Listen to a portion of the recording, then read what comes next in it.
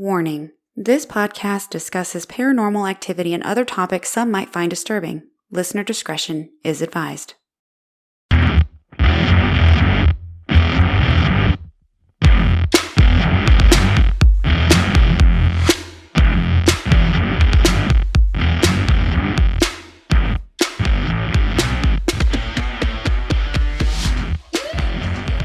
Hello, everybody. My name is Ashley. And I'm Daniel. And we are back, baby. I'm back, y'all. Did you miss us? Did you miss me? Yeah, did you miss him? He's been a MIA. Yes, that's missing in action. Where have you been? Where have you been? I've been around. I know. I know you've been around the house, but where have you been in the podcast world? I've just been kind of like... I've been floating in the ether, waiting to be snatched up out of the ether and brought back to the people. Well, here you are. I've brought you back. So the recording from the farewell episode we recorded right when we sold the house in January. And I think that was the last time we recorded together. Well, Maybe there was one other one. That was the last time these fine folk got to hear this silky smooth voice. I know they missed it. I know they did. So we are coming at you. Today's March 30th. We have gotten through spring break. Sports, baseball has started, so he's going to be kind of like running around. So I'm going to be trying to line up some interviews with other people so that way we can keep this momentum going. We missed last week. I was coming back from a cruise and I had zero energy in me to record. Yeah, you got home fairly late. What, 8:30? No, it was 5:30. Oh, but seemed later to me. Well, you were waiting on me. I left Tampa at like 7:45 in the morning. And I drove from Tampa to Greenville, South Carolina, by myself with a 13-year-old who knows everything and who criticized my driving. I don't say a word, but I'm a licensed driver. She's not. There's a difference. Not to the driver. Well, let me tell you something. When you're driving into the middle of the road, I'm sorry, that worries me, especially when you're in my car. That is now clean. You're welcome. Okay, so that just erases all the traffic violations that you're like, I didn't get pulled over. Yeah, absolutely it does. Yeah, it's just husband logic we're dealing with. Well, wife logic is don't try to kill me. You tried to kill me 3 times yesterday in the car. Is that a thing? I know there's girl math, but is there wife logic? I don't think that. Leave me alone. I'll throw arms. something. No, I can't say I'll throw something. That might be taken literal. Walking on the road. Look at that. Yeah. You might hit this person who's walking on the road. Megan. You might hit Megan. So as always, I don't have my REM pod. It's upstairs. But I have my necrometer going. And we're going to just let that run today as we record our episode. I hope everybody had a wonderful spring break. Or if you hadn't had spring break yet, I hope you have a great one. Yeah. So what are we getting into today? It's a funny story. Is it funny? Really? Or here's the thing. Tell me the thing. I got a video from somebody that I know very well. I'm not going to name her. She told me I can share it, and I did. I shared it on TikTok, and it was a video. It looked like the moon reflection off the water, and it was a security video, like a Ring video or some kind of home security system.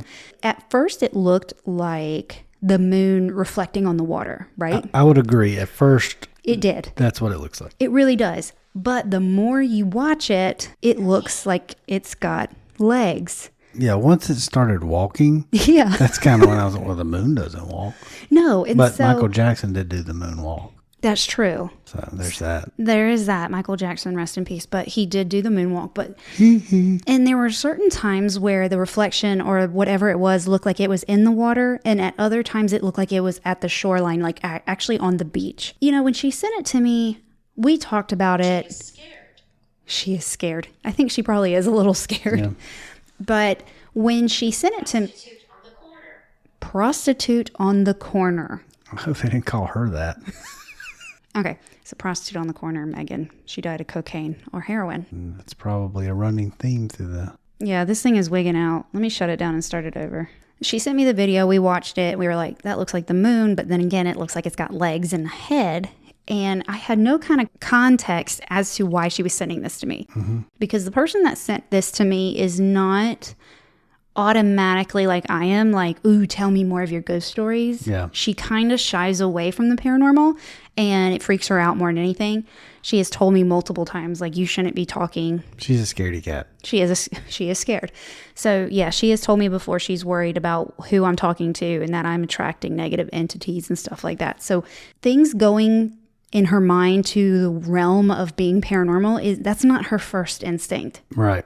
So she sent this to me for me to look at, asked that I share it with my followers, and she didn't give me any context, which I fussed at her later. I was like, she's just like, look at this. Yeah, look at this. What do you think? And I'm like, it looks like the reflection, but it looks like it's walking. Yeah. So later, I went to her house, and we were talking, and she said, have you ever heard of the gray man? And I was like, no, I have not. What is the gray man?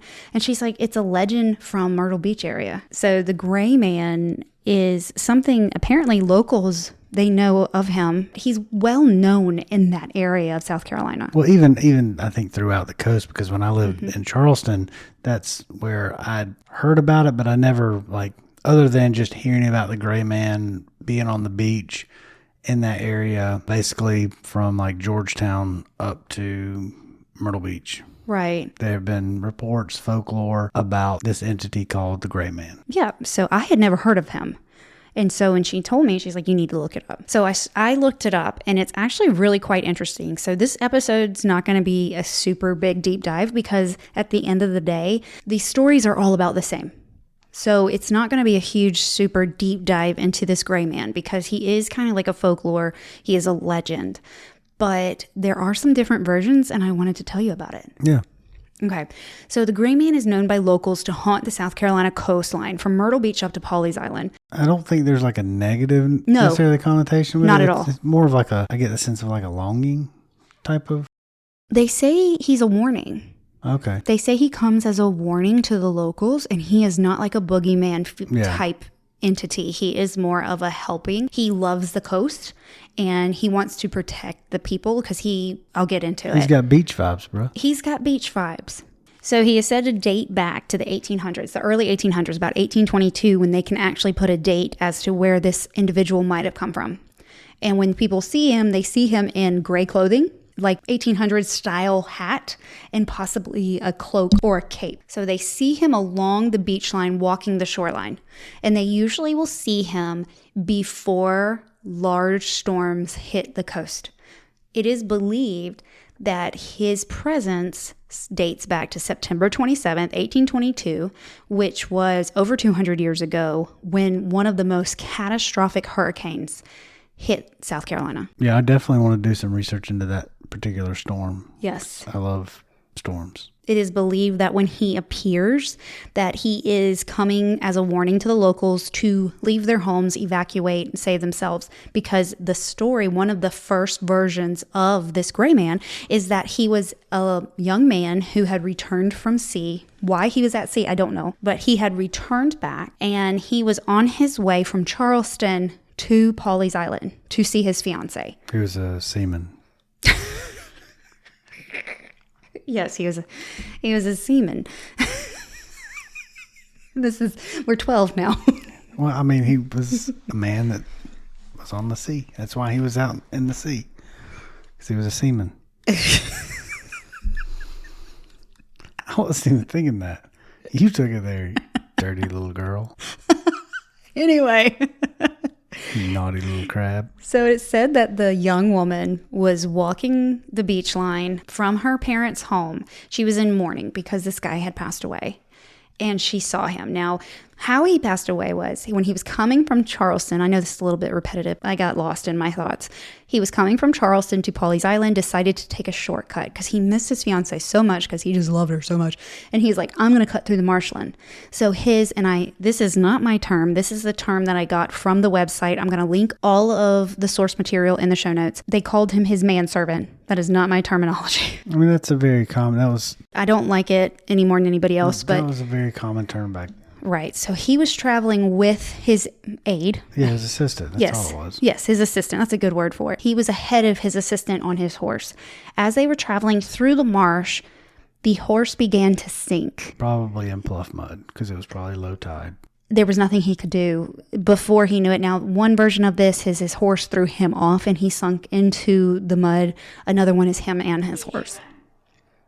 Yes, it was the era in which that terminology was used. Yes. The aide watched him pass away, and I believe this is how this story made its way. Sure. His fiance would always walk the shoreline together with him before he went out to sea. After he passed, she was in mourning. He had his funeral, and she was walking the shoreline. As she was walking up the beach, she saw somebody appear in front of her. She was completely alone. It was getting windy because there was a storm coming. And as she approached this figure looked like her past love. And so she approached him because she's like, wait a second. Like, you're dead. What are you doing here? Yeah, we just buried you. Like, what are you doing here? And he's like, you need to leave the island at once. He will cry. Oh, that gave me chills. You need to leave the island. And then he said, you are in danger. So this is like my favorite part of this story. She went to her parents. She ran back to her house and was like, Mom and Dad, or whatever she called them back in the 1800s. Mommy, Poppy. Probably not Poppy. Mama, Papa, we need to flee, or whatever. And because, and I quote, this is from the website, because she was not prone to flights of fancy, she wasn't a drama queen, she never exaggerated things, they believed her. They packed up some stuff and they went to their house because they had another house inland. And after they left the next day, that evening, a huge hurricane hit the coast and tore through Pawleys Island, ripping the houses away except their house. So that is the first version of the gray man. All I can think is here in this household, we have migrations of flights of fancy weekly. Listen, okay? There's a lot of hormones in this house. Right. I am going through my next phase of life, and the girls are going through theirs. And then you have our son who's also going through something. And then you, my friend, are also emotional. No, I am steadfast. You are not. You are moody. I'm just the only one that... I'm steadfastly moody. I'll call you out on it, but I'm extremely moody. Yes, I'm extremely moody. She's got frequent flights of fancy miles. I'm racking up those points. I need a shower. And I would say I would love a glass of wine, but I think I'm allergic to it. I think that's called drunk. No, it makes... I'm kidding. I have an allergic reaction to wine. No, it's called drunk. No, I can have a few sips and my fingers swell. Like really bad. And then I can't sleep. Well, I can't sleep anyway. I got worse. I got horrible insomnia still. I think you need to switch to bourbon. Bourbon will make me puke. I'm not a huge drinker, but every once in a while I like my glass of wine. But it's not relaxing anymore. It makes I can't even wear my wedding bands today. Look, I had to take my ring off. That's because of the raining. So Daniel told me that when it's cold, things expand. And Water expands. Other things shrink. Anyway, so there's a second version. Water is the exception. It does expand when cold.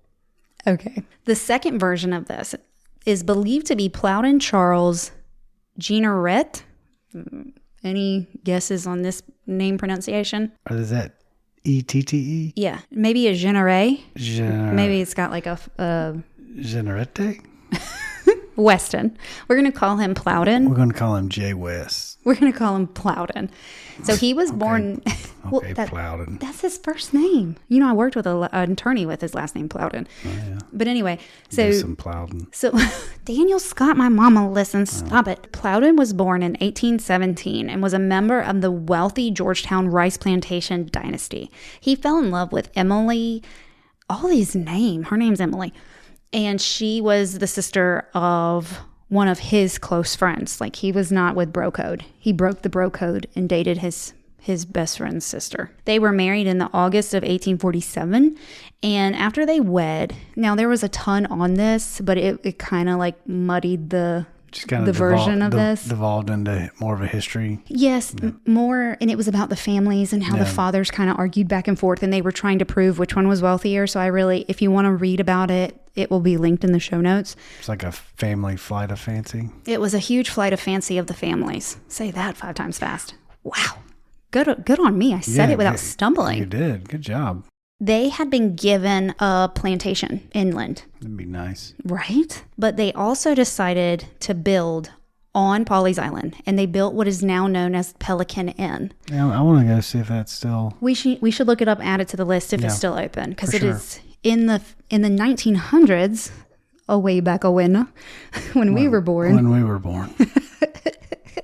It was a bed and breakfast. He was really big in the Civil War. Okay, so I'm skipping over. This house was built really well. Mm-hmm. Everything was kind of like brought over, handpicked and brought over. And so the house was built very, very well. In the 1850s, Plowden, who was a published South Carolina historian, turned his literary and oratory skills toward the dissension that was going on between the North and the South. When the Civil War began, he became the commander of the Georgetown Rifle Guard, Company A of the 10th Regiment. He personally armed and uniformed and supplied 150 men that were in his charge. He was very loyal to his charge, to his men. He took care of them. He let them come into his plantation. He brought them into the Pelican Inn. He took care of them. When they were tired, when they were weary, he took care of them. During the early part of the war, him and Emily entertained many of them. Near the end of the war, Plowden contracted tuberculosis, which we've talked about many times. And at this point in the 1800s, it eventually worsened to the point where they knew he was dying. Because he was so loyal to his job, he did not want to step down. The state legislature intervened and they put him as lieutenant governor. They put him in that office. After that, he gave up his command and he accepted that position. By the end of January 1864, he was dying. After his death, 2 of his devoted servants transported his body by canoe down the Waccamaw River to the Hagley plantation. He asked his wife to make sure he was buried next to his father in the churchyard of where they got married. So some believe because he was so dedicated to Pawleys Island, because he was so loyal to his command, that the gray man is Plowden. That he watches over the land and the islands and the beaches because he loves them so much, and he's warning locals. And he didn't want to leave his post, right? So to say. Yes, so that's the second version. Now, there's a lot of other little versions here and there, but these are like the 3 main ones that I found. To me, I love history, so that's a very interesting South Carolina history story that I would like to do some research on for sure. And it said that he was a historian. Yeah, which is really cool. So you'll like this one too. The third version of this possible gray man, which I think he exists, there have been pictures and documentation of him on the beaches, which is really neat. Miss Elaine Weaver, who owned the Pelican Inn for many years, says she would see the gray man many times and believes that he was not the soldier was killed and that Plowden. She had multiple encounters with 2 spirits in her house. Which was the Pelican Inn. Yes. She bought the Pelican Inn, turned into a bed and breakfast. Which is kind of weird because it does overlap the Plowden story. Right. Well, she met with an historian around the 1950s, sometime in there. And she was going through pictures of the people that own that property. And she identified Mr. and Mrs. Masick. They were actually cousins of the Plowden and Emily, because Plowden and Emily didn't have any children. So when they passed away, the Masicks inherited the Pelican Inn. Gotcha. And they ran the bed and breakfast until they passed away. And Elaine Weaver bought the Pelican Inn after they passed away. And that's who she believes the gray man is. She believes that it's Mr. Masick. Some other honorable mentions of what I found. Some of them believe that it's around the same thing. It's a man returning home from sea to see his fiance, but she married his best friend, so he throws himself into the Waccamaw. Other stories say that the man was possibly a soldier who died at sea and washed up on shore. And then some believe it's actually George Pawley, who was the owner of Pawleys Island, and he lived there in the 1700s. Regardless, the myth of the gray man persists to this day. The Georgetown Museum has a story from 1893 of a family saying the gray man saved them from a major storm. The gray man first made his national appearance on Unsolved Mysteries. They did an episode on him after Hurricane Hugo. The OG of true crime paranormal shows. I watch that and I always get depressed because there's no resolution. I know, but I loved it back in the day. I did too, but you always I watch it and be like, okay, there's this, I forget what I'm watching, and then I'm like, but there was such good evidence. Yeah.